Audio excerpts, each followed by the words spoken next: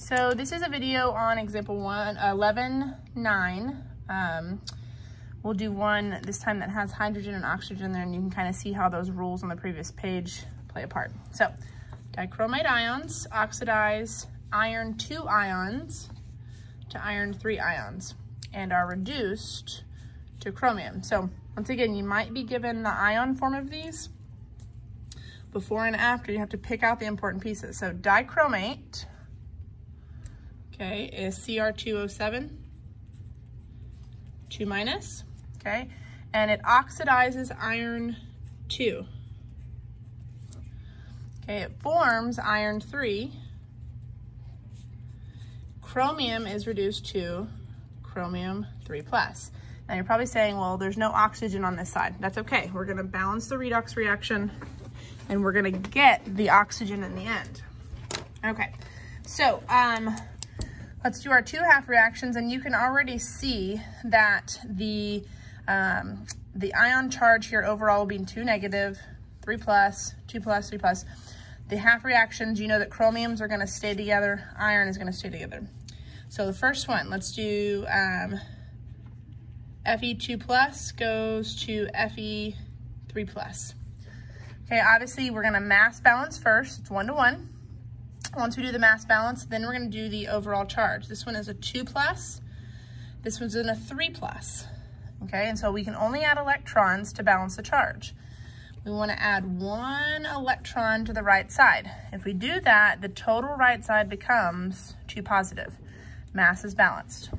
Okay, so we've got our iron out of the way. By the way, that was our oxidation half reaction.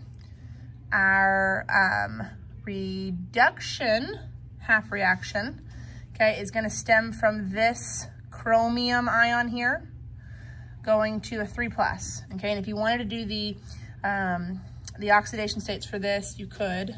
We know that the sum of these is gonna be a 2 negative. This right here would be negative 14, okay? What would make this statement true? Well, a positive 12, okay? Since there's 2 chromium atoms equaling positive 12, each one of these had to be a positive 6. And so you can see chromium goes from a +6 to a +3, therefore it's being reduced. So to write the half reaction, you're gonna write it in its entirety state. So Cr2O7, 2 minus, goes to Cr3 plus. First thing we need to do is mass balance. So as you can see, there's 2 chromiums on the left. We're gonna add a coefficient over here on the right for 2 chromiums.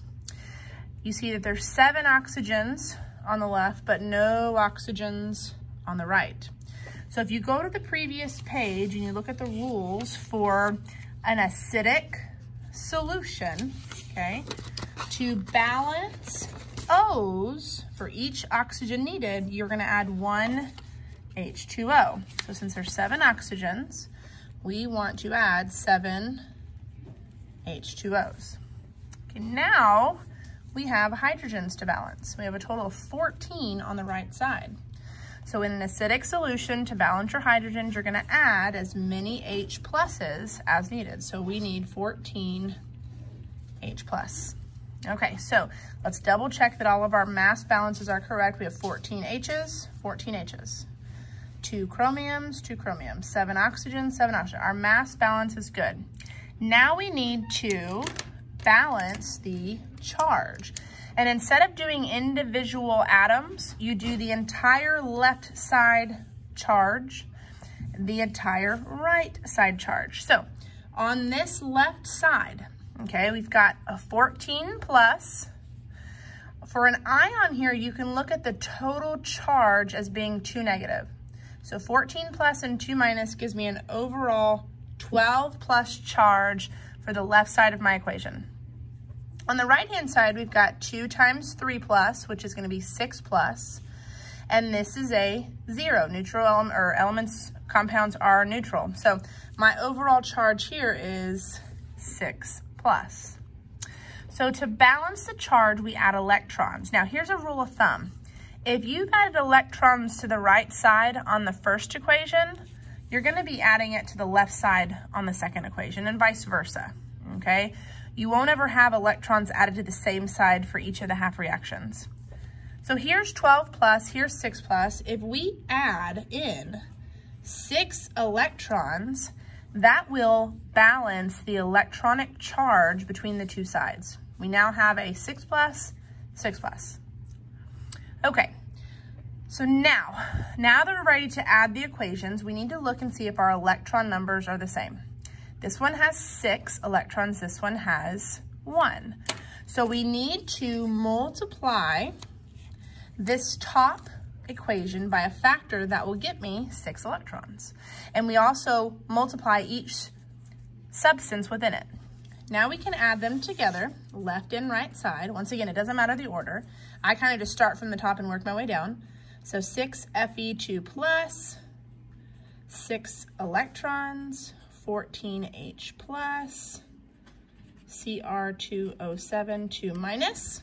Right side, I've got 6 Fe3 pluses, 6 electrons, 2 Cr3 plus, and 7 H2O. Now we want to cross out any spectator ions. These are things that exist on both sides in the exact same form. So we've got 6 electrons, obviously.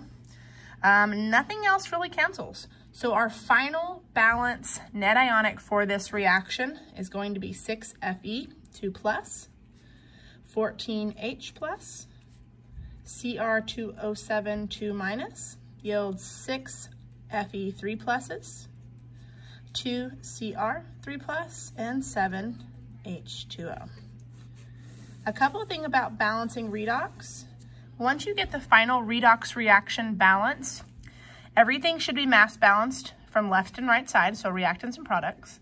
The charges of your left side and right side should also be balanced. So let's just double check this real quick and see an overall left side. So here, this is a 12 plus, this is a 14 plus, this is a 2 minus for a total charge of, and yes, I can't do mental math, this would be 10, so 24 plus. Over here, I have an 18 plus, I have a 6 plus, and a 0 for an overall charge of 24 plus. There you go, that's example 11.9.